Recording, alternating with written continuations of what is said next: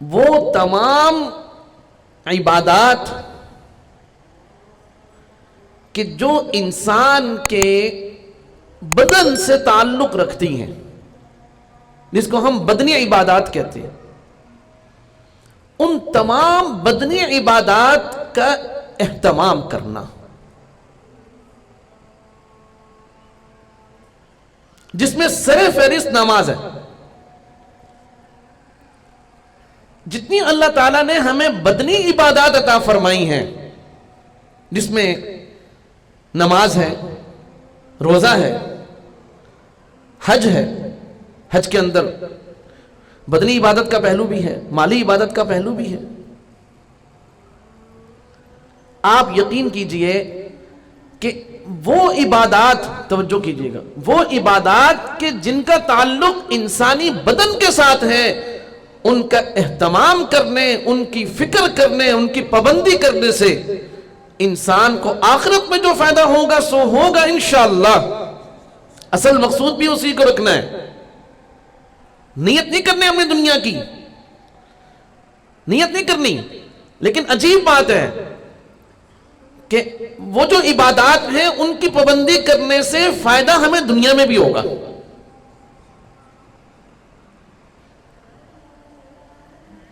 ہماری دنیا بھی سنور جائے گی اور ہماری آخرت بھی سنور جائے گی۔ اس میں سر فہرست جو ہے وہ نماز کا اہتمام ہے۔ آپ یقین کیجئے، اور یہ ساری باتیں سنتے ہوئے محض اپنے علم میں اضافہ نہ سمجھئے، بلکہ یہ سمجھنا ہے کہ انشاءاللہ ہم نے اس پر عمل کرنا ہے۔ حضرت والد صاحب رحمۃ اللہ علیہ کی بات یاد آ گئی۔ ایک مرتبہ میں نے، جس طرح حماقت کا زمانہ ہوتا ہے، حماقت کی عمر ہوتی ہے، تو میں نے کہہ دیا کہ آپ نے یہ بات فرمائی کہ انشاءاللہ ہم بھی اس کا تجربہ کریں گے۔ فرمانے لگے تمہیں تجربے کی ضرورت نہیں ہے، بس عمل کر لو۔ اللہ تعالیٰ کی باتوں کو آزمایا نہیں کرتے۔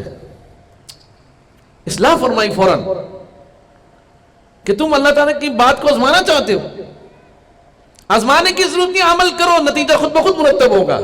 ہو ہی نہیں سکتا کہ نتیجہ مرتب نہ ہو۔ رسول کریم صلی اللہ علیہ وسلم، آپ علیہ السلام نے سب سے زیادہ جس چیز کا اپنی زندگی میں اہتمام فرمایا ہے وہ نماز ہے۔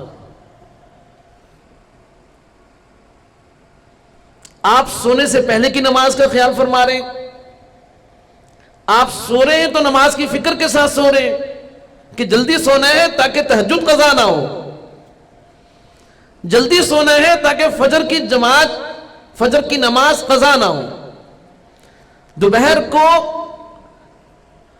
کھانا کھا کر جو آرام کرنا ہے اس کی ترتیب بھی نماز کے ساتھ جڑی ہوئی،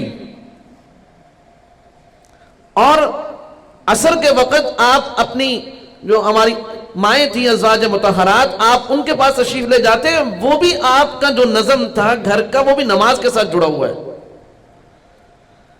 اللہ تعالیٰ نے اتنا خوبصورت مسلمانوں کو نظام زندگی دیا ہے کہ ان کا دن کا آغاز بھی نماز کے ساتھ ہے، اور دن کا اختتام اور رات کا آغاز بھی اور رات کا اختتام بھی اللہ تعالیٰ نے نماز کے ساتھ رکھا ہے۔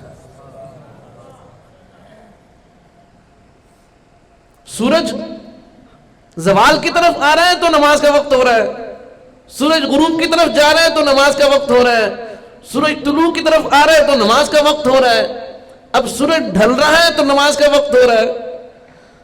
اللہ تعالیٰ نے مسلمانوں کو جو نظام عبادات، نظام زندگی، نظام فلکیات، یہ سب چیزیں جو عطا فرمائی ہیں، یقین کیجئے دنیا کی کسی امت کے پاس، دنیا کی کسی بھی قوم کے پاس یہ نعمتیں نہیں ہیں۔ اور جو انسان اسی فکر کے ساتھ کہ میری نماز نہ خراب ہو، میری نماز قضا نہ ہو، آپ یقین کیجئے جو اس فکر کے ساتھ رہتا ہے، اللہ تعالیٰ اس کی دنیا کو بھی کامیاب فرماتے ہیں اور اس کی آخرت کو بھی کامیاب فرماتے ہیں۔ نبی کریم صلی اللہ علیہ وسلم نے جو فرض نمازیں ہیں، جو واجب نماز ہے، اس کے ساتھ ساتھ نبی کریم صلی اللہ علیہ وسلم نے نوافل کا اہتمام بھی بہت زیادہ فرمایا، اور بالخصوص جب آپ علیہ السلام کو کوئی دنیاوی مشکل آتی، صحت کے معاملے میں، مالی معاملات میں، گھریلو معاملات میں، رزق کے معاملات میں، بارش کا معاملہ آ گیا، سورج کے اندر کوئی تغیر تبدل آ رہا ہے، چاند میں کوئی تغیر تبدل آ رہا ہے، آپ کو کوئی خوشی مل رہی ہے، جی یہ عید کی نماز ہے، آپ کو کوئی فکر لاحق ہو رہی ہے تو بھائی یہ اس کی نماز ہے، صلاۃ الحاجات کی نماز ہے، یہ صلاۃ الکسوف ہے، یہ صلاۃ الخسوف ہے۔ سارا دنیاوی جو بھائی سورج آخرت کی چیز تو نہیں ہے، بتائیے سورج آخرت میں ہوگا؟ وہاں کی چیز تو نہیں ہے، چاند آخرت کی چیز تو نہیں ہے۔ آپ کو مشکلات پیش آ رہی ہیں، آخرت میں تو مشکلات نہیں ہوں گی، سمجھ رہے ہیں ساری بات کو؟ گھر میں کوئی تقاضا، کوئی ضرورت پیش آ گئی، آخرت میں تو انشاءاللہ کوئی تقاضا، کوئی ضرورت انشاءاللہ اس کی حاجات وہاں ہوں گی نہیں، اللہ تعالیٰ خود بخود حاجات کو پورا فرماتے چلے جائیں گے۔ تو اب آپ دیکھ لیں کہ جتنا ہمارا دنیاوی نظام ہے وہ سارا نماز کے ساتھ جوڑ دیا ہے۔ آج لوگ یہ کہتے ہیں کہ اگر ہم دکان کو چھوڑ کر چلے جائیں گے تو ہمارا رزق کا نظام گڑبڑ ہو جائے گا، بیلنس خراب ہو جائے گا، لیکن حقیقت یہ ہے کہ اگر ہم نماز کے لیے دکان کو، گاہک کو، سب کو چھوڑ کر چلے جائیں، رزق اللہ تعالیٰ کے ہاتھ میں ہے، دکان میں نہیں ہے۔ فیکٹری رزق نہیں دیتی،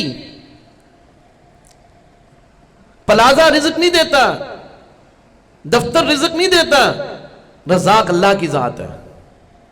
اس لیے مسلمان کبھی بھی اس بات کی پرواہ نہیں کرتا کہ نماز کا وقت آ گیا اور وہ دنیا کی فکر میں مبتلا ہو۔ وہ سمجھتا ہے کہ میری دنیا کی کامیابی بھی اس میں ہے کہ میں سارے کاموں کو چھوڑ کر اللہ تعالیٰ کا جو حکم ہے کہ نماز کے لیے آؤ، میں اس کا اہتمام کروں گا انشاءاللہ۔ نفس إن لم تظفري لا تجزعي وإلى